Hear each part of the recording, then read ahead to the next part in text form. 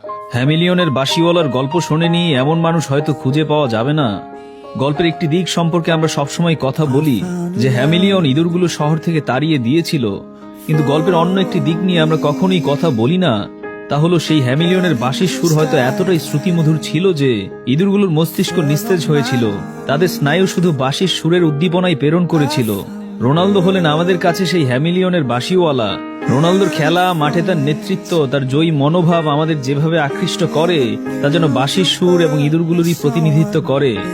বলা হয়ে থাকে যারা শৈশবে একটা লাঠি দিয়ে টায়ার চালিয়েছে, যারা ঘুড়ির পিছনে ছোটাছুটি করেছে কিংবা বিকেলে সবার আগে মাঠে গিয়েছে, তাদের শৈশব রঙিন ছিল। এসবের মাঝেও যারা শৈশবে রোনালদোকে পেয়েছে তারা যেন খোদ শৈশবকেই পেয়েছিল। রোনালদো আমাদের কত রাত হাসিয়েছে, আবার মন খারাপের দিনে বালিশ ভিজে একাকার হয়েছে কত শতবার। অবাস্তব ভাবনাও মাঝে মাঝে মাথায় ঠাঁই করে নেয়। স্নায়ুগুলো বলে ওঠে যদি পোষা পায়রায় করে চিঠি পাঠানোর যুগটা থাকতো, যদি সত্যি পোষা পায়রাকে দিয়ে রোনালদোর কাছে একটা চিঠি পাঠানো যেত, তাহলে হয়তো রোনালদোর কাছে একটা চিঠি যেত, যে চিঠিতে লেখা থাকতো, নাতিশীতোষ্ণ ঋতুর দেশে তোমার একজন ভক্ত থাকে, যার কাছে তোমার গোল জীবনে প্রথমবার আকাশে রংধনু দেখার মতন আনন্দ দেয়। তোমার মন খারাপের দিনে যার কাছে দুনিয়ার সমস্ত বিষাদ একঘরে পুঞ্জীভূত হয়। রোনালদো, তুমিই তো ফুটবল।